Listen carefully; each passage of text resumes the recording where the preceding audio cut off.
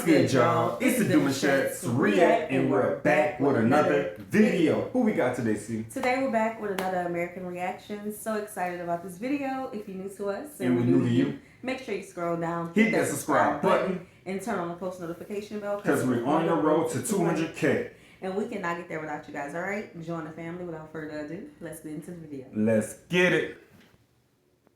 This is 5 things I wish I'd known before travelling to South Africa, so make sure to save this for your next trip. We've just come back from 1 month in South Africa, and it was honestly one of the best places I have ever been. We loved every single second of it. There's just a couple of different things that I jotted down when we were there that I kind of wish I'd known before we got there. Number 1, get a wild card if you're going into any of the national parks. This is not something we knew, and we ended up spending so much more money than we ever would have needed to. Every single national park in South Africa will have a cost or an entrance fee to get in. There's an international wild card that you can get, and this wild card will save you money on getting into all of them, especially if you're going to quite a few. You'll save a lot of money. We did not know about this. We went into so many national parks and paid for entrance into all of them, so I wish I'd known that before we went. Number 2, if you're hiring a car, make sure that you have small amounts of change with you. In South Africa, you can actually use card in like 99% of places, so you really don't need that much cash when you're out and about. A little bit of emergency cash for every now and then when you're caught out is a good idea, and having a little bit of loose change for parking attendance is essential. Almost everywhere in South Africa, when you go to park your car, there'll be someone that will help you get into the car parking space, and then they'll keep an eye on your car for you while you're out. It was actually so helpful having parking attendants in all the car parks, so we'd really appreciated the help, and always thank people with a tip, so carry around small change for the tips whenever you go. Number 3, most supermarkets will have their own discount card. This isn't something that we knew, and so when I was looking at the prices in the supermarket, I was looking at the cheaper price, thinking that I was going to get that price when we went to checkout. For ages, we would go into the checkout, paying for things, didn't have a discount card, and we were actually spending a lot more than we needed to. Yeah. 2 things: you can either just sign up to all these discount cards if you're there for long enough, but if you're a tourist and you're not there for very long, just be a little bit cheeky and ask someone in the queue next to you if you could borrow their discount card. I did it so many times after I realised that we could save money, and everyone was always so friendly and more than happy to let us borrow their discount card, and it genuinely saves you so much. Number 4, if you're going on safari, make sure to bring the actual safari dress code. Call me stupid because I now know in hindsight that this is very stupid, but previously when I've seen people going on safari and going dressed as safari people, I thought it was like fancy dress. I don't know, I just didn't think it mattered that much what you wore on safari, but it really does. There's a reason why people wear safari like uniform when they go,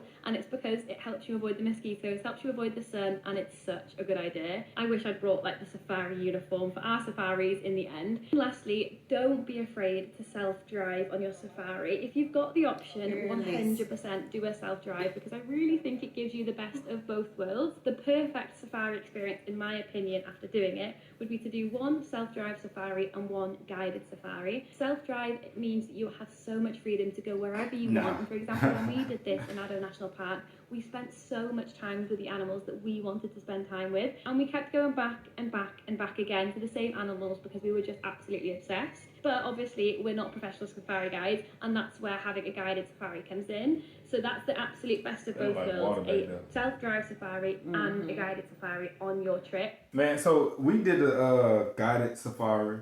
Yeah. I wouldn't do the self-drive safari. Right, and the safari we went on was the kid-friendly one. Okay, so we didn't really go to the national park safari, but driving by ourselves, oh baby, check this out. The line. Well, I'm just telling you, somebody was putting up inside of our, big old gated, safe, place where we were sitting inside of the vehicle with stuff covering us from the outside, and somebody was outside talking about how you get back. They was doing a self-driving thing. They was in like a little truck. It was like, how you get back? And our guy had to tell him, like, when you turn back this way, you go that way. And I was like, yeah, I would do that. We would have been lost deep in the jungle. The people would have went home for the day, and we would have been with the animals all night. All night. Ain't no telling, bro. Ain't no telling. Because they're also the other end of the scale in price as well. Self-drive being the cheapest, guided being one of the more expensive options. And you just managed to tick all of the boxes on your safari wish list, and I just really loved it, so much more than I thought I would. If you've ever travelled to South Africa, or if you're South African yourself and you've got any tips for tourists, please feel free to leave them down in the comments as well. Let's make this a big hub of information for people to enjoy their trip as much as possible. If you've got any questions at all, please feel free to comment down below, and like and follow for more. I'm Andori. I've just moved from London to Johannesburg, and these are some of my first impressions. Now, this might be a bit of a controversial one, but I have to Uh-oh. say it. I think white people are a little bit too comfortable. A little. I just feel like if you're gonna come to Africa and you're gonna do all these horrific atrocities and racisms, at the least, when we now get the country back, when the blacks get the country back, at least like behave, with a bit of be humble, like have a bit of humility. That's the word I was looking for. And I say this because I was at a bar the other day, and there was a group of black South Africans, and listen, the music was eating, the DJ was cutting up, they were dancing, like singing, like proper loud, like they were making a racket. I can't lie, but in the best way, because I was loving it. Like, this is what it's about. And then you had like this one white guy just staring at them, just like. And then there was even a lady who came from outside, a white lady came from outside to look and see what's going on. And like, I was like, girl, apartheid is over. The bitches is free. Like, we can actually do whatever we want. Well, I say we in like I support you guys. Like, that shit is over. Black people are free now. And this is Africa, bitch. So they can actually do whatever they want.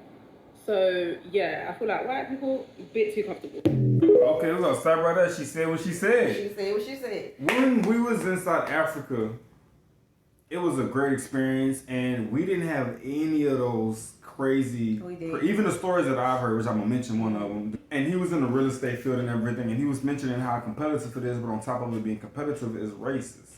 Also at the beaches, there are some people that was like, you shouldn't be here at the beach because their houses are beachfronts. Mm-hmm. And it was like a lot of stuff, and I'm just thankful that we never had those experiences, but the stories are real.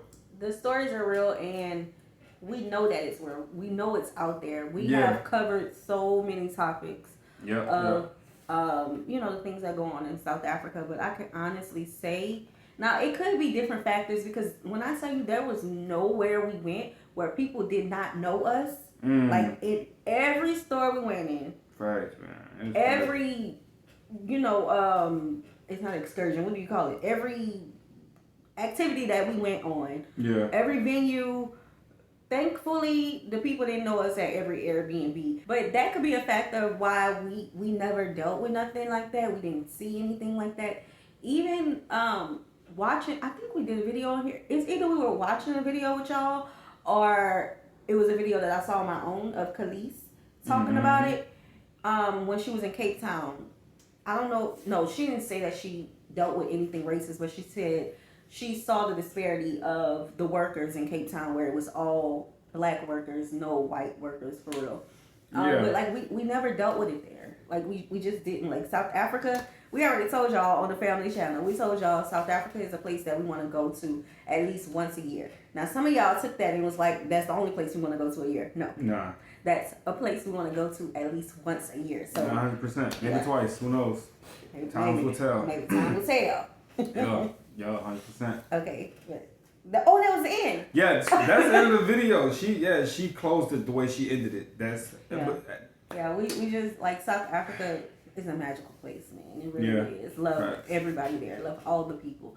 But all right, y'all. We hope you guys enjoyed this video with us. Be sure to subscribe and see you soon. Peace.